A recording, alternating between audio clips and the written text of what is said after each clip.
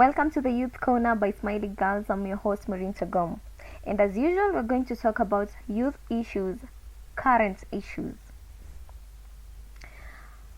As we are putting all our focus on the COVID-19 pandemic, a worse pandemic is rooting itself in our midst. The teenage pregnancy pandemic. With the current statistics given by the Machakos County Department, about 3,964 adolescent girls are pregnant between the age of 11 to 19 years. 11. 3,964. Those are the recorded number. Imagine the numbers that are not recorded in that county. Imagine the numbers that are being recorded in informal settlements in Nairobi, in Mombasa, in Homa Bay. Imagine the numbers of teenage pregnancies which are recorded in other counties: Kilifi County, Kwale County, Lamu County, all the counties in Kenya. Can you imagine how bad this pandemic is? The teenage pregnancy pandemic. Sadly, most of these girls, from the 3,964 adolescent girls who are pregnant in Machakos, most of them are school-going girls. Do you know what that means? It means some of these girls will have to drop out of school. It means that only 2% of the 3,964 girls are most likely to go back to school after delivery. 2% out of 3,964. Do the math. Do you know how many girls will have to give up their dreams? Do you know how many girls will have to give up hope that their lives, their future will be better, will be great? Do you know how many lawyers, how many doctors, how many teachers, how many journalists we are losing because of teenage pregnancy? A lot. In a span of 3 months, 3,964 adolescent girls in one county is a big number. It's a number that we can't ignore. It's a number that we can't tend to just shut up about it. We can't afford that. We can't afford seeing our girls dropping out of schools, seeing our future being given up, just because we cannot talk to our girls, just because we cannot prioritize reproductive health and rights, just because we cannot supply contraceptives and family planning commodities, just because we cannot address SGBV, sexual gender-based violence, just because we cannot address defilement. It is a big number and we cannot afford to lose our girls. Our girls deserve better. They do deserve better. And it's time to step up, speak up, and end this pandemic. As much as we are putting focus on COVID-19, we are telling people to wash their hands, we are telling people to sanitize, but we cannot tell our girls to abstain, we cannot tell our boys to use condom, we cannot tell our girls that they can easily negotiate about safe sex. We can keep on pointing fingers to the government. They don't provide services, youth-friendly services, they don't provide youth-friendly safe spaces. We can keep on pointing fingers that we need a budget line on family planning, but what are we doing as parents, as youth advocates, as young people? What are we doing? During the ICPD 2025, the government made commitments. They committed on age-appropriate sexuality education, which will be integrated on life skills curriculum.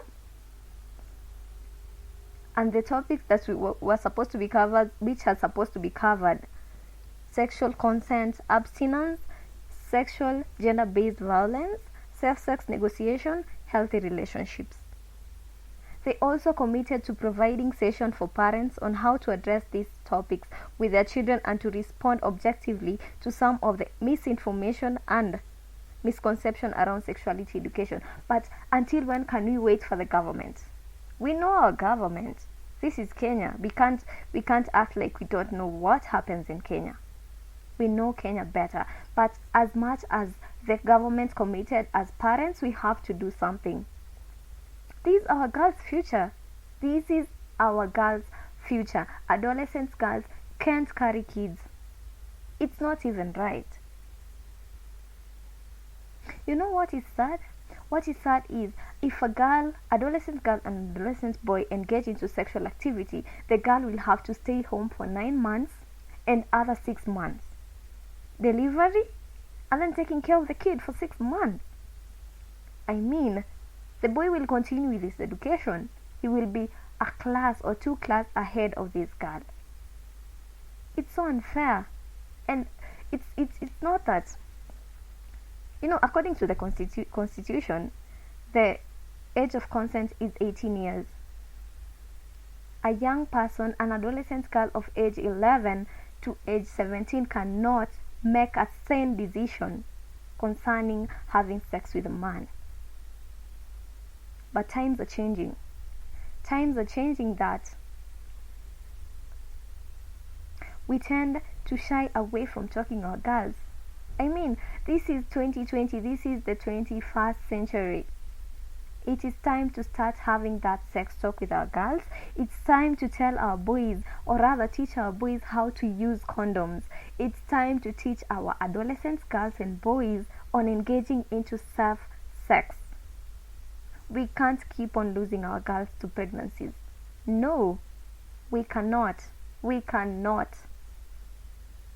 This is the time to start talking to our children. This is the time to create, healthier relationships with our kids based on communication, love and trust. This is the time to make your girl to confide in you.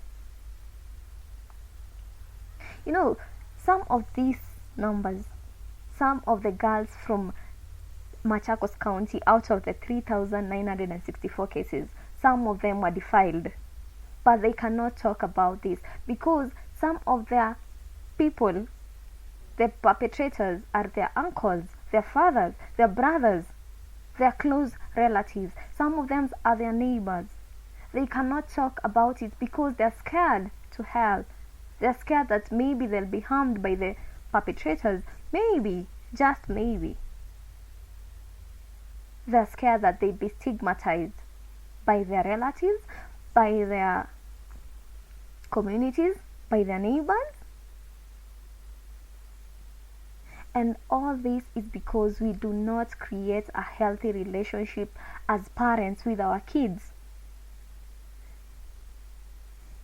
Kids are very, especially adolescents, they're very curious. We were there once. We were 16, we were 14, we were 13 once. So we know what actually they are going through. The rebellious part, the trying new thing part, the experimenting part, we know all about this and we can tackle these issues. It's not rocket science. No, it is not. We can tackle them as parents by creating mutual relationship based on communication, again, trust and love. Sex talk is not it's not a conversation that is hard to have. You can just sit with your girl or your boy and tell them, baby, you know what? Sex is here to stay. It's okay if you started initiating into sex, but please just try and have safe sex. It is okay to have sex, but let it be safe to protect yourself and protect the other person, but mostly to protect yourself from getting HIV infection, getting pregnant, and costing yourself your future. It is okay to tell our girls to abstain. Abstinence is the key to a great future. Abstinence is everything when we are planning our future. It is okay to teach our boys to use condoms. I mean, self-protection all the way. It is okay to tell our boys, zip up until the right times come about. I mean, you are just 18, you're just 16, you're just 17. What are you doing with your life? What are you going to do with a kid? You're a kid. What are you going to do with another kid? Can you raise a kid? Can you even fend for yourself? These are the questions that we should be asking our adolescents. These are the questions, these are the topics that we should be talking to our children. These are the time that at the adolescent age, the teenage ages, from 10 to 18, 19. These are the time that we need to keep our kids close. These are the time that we need to keep healthy relationships with our kids. These are the time to save our children from losing themselves either to drugs, to sex, to addiction. These are the times. And parents, we should stop. We should stop waiting on the government. We should stop waiting on NGOs. We should stop waiting on other people to come and talk to our kids. We are their parents. We understand them better. And we should be making effort to make sure that our kids turn up great, to have great futures, to not die when they're giving birth at a young age, to not have complications when they're giving birth at a younger age. These are the times, parents, to step up and speak up. To the perpetrators, you're a man, you have a mind. You're a woman, you have a mind. Sodomizing a young boy is not okay. Defiling a young girl, it's not okay. This can be your daughter, your son, can be your nephew, can be your niece, can be your cousin, can be your younger sister. So before removing the trunk on your pants, think about it. Think of what you're trying to do. Think of the future of this kid. What if you are in a position or his position? What if your son or daughter was in his or her position? Think.